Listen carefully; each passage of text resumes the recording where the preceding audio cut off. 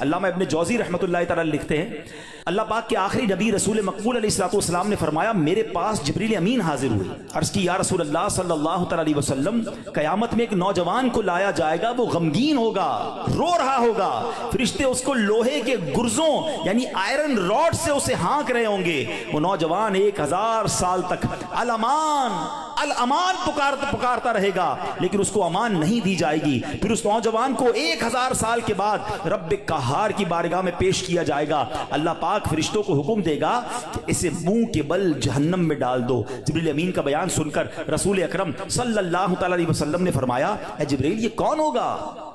عرض کیا حضور وہ آپ کا ایک امتی ہوگا۔ فرمایا اس کا گناہ کیا ہوگا؟ عرض کی یا رسول اللہ صلی اللہ تعالی علیہ وسلم یہ وہ بدنصیب ہے جس کی زندگی میں رمضان المبارک تو تشریف لایا مگر توبہ و استغفار کی بجائے ماہ رمضان کو اس نے گناہوں میں گزار دیا۔ رمضان میں گناہ نہیں کرنے، یہ بات سمجھ لو۔ آج میرے پیارے اسلامی بھائیوں بات بڑی سمجھنے والی ہے۔ مجھے ایک بات بتائیں، کوئی کہیں بھی گناہ کرے، گناہ ہوتا ہے، غلط ہے، مگر کوئی مکہ پاک میں جا کے گناہ کرے، حدود حرم میں جا کے گناہ کرے، ایک گناہ 1,00,000 گناہ کے برابر ہو جاتا ہے، سزا زیادہ ہو جاتی ہے۔ آپ کی مسجد کے باہر روڈ پہ کھڑے ہو کے معاذ اللہ کوئی گالی نکالے حرام، لیکن مسجد کے اندر آ کر نکالے، آپ کیا کہیں گے؟ خدا کا خوف کرو اللہ کے گھر میں۔ تو اسی طرح کچھ مقام کی اہمیت ہوتی ہے، کچھ وقتوں کی اہمیت ہوتی ہے، کچھ مہینوں کی اہمیت ہوتی ہے۔ رمضان ہمیں بخشوانے آیا ہے۔ اچھا ایسا تو ہے نہیں کہ جیسے رمضان کا چاند نظر آئے گا میری جناب جتنی بھی گناہوں کی عادتیں وہ آٹومیٹکلی بند ہو جائیں گی۔ جس کی جھوٹ بولنے کی عادت ہے، جس کی حرام دیکھنے کی عادت ہے، جس کی لڑائی کرنے کی عادت ہے، جس کی معاذ اللہ برے کام کرنے کی عادت ہے، وہ رمضان میں کیسے بچائے گا اپنے آپ کو؟ تو ابھی سے اپنے آپ کو بچانا شروع کر دیں، پریکٹس شروع کریں اور اپنا ذہن بنا لو آپ کچھ بھی ہو جائے میں نے انشاءاللہ گناہ نہیں کرنا ہے۔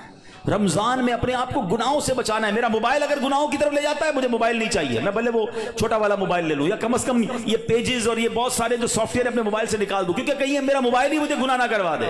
مجھے نہیں کھولنا ٹی وی اگر میرے ہاتھ سے ریموٹ ہاتھ میں آتا ہے اور میں کچھ غلط چیز دیکھتا ہوں۔ مدنی چینل دیکھیں، سبحان اللہ، ہر اس دوستی سے، ہر اس کمپنی سے، ہر اس صحبت سے مجھے بچنا ہے کہ جہاں بیٹھتا ہوں تو غیبتیں ہوتی ہیں، جہاں بیٹھتا ہوں تو جناب گناہ ہوتے ہیں۔ مجھے نہیں جانا بھائی، ایک گناہ اور 1 سال کے اعمال برباد، پتہ چلا لوگ رمضان میں نیکیاں کر کے بخشش پا رہے ہوں اور میں اپنی بری عادتوں کی وجہ سے مار کھاؤں۔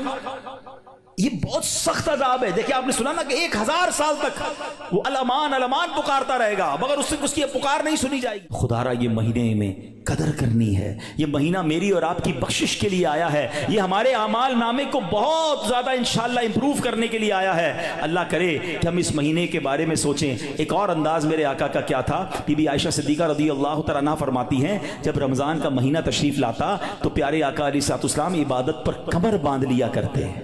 نبی پاک عبادت تو ویسے بھی بڑی فرمایا کرتے تھے مگر رمضان میں اسپیشل میرے آقا علیہ الصلوۃ والسلام اور زیادہ عبادت کرتے، نوافل بڑھا دیتے، ذکر و اذکار بڑھا دیتے، دعائیں بڑھا دیتے۔ تو ہمیں بھی رمضان میں پلان کرنا ہے کہ میں نے انشاءاللہ تلاوت قرآن کرنی ہے، میں نے رمضان میں اتنے نوافل پڑھنے ہیں، میں نے انشاءاللہ اتنے درود پڑھنے ہیں، میں نے آپ فضول کاموں سے بچنے لگ جائیں، آپ کی ویسے ہی ٹائم میں بڑی برکت ہو جانی ہے۔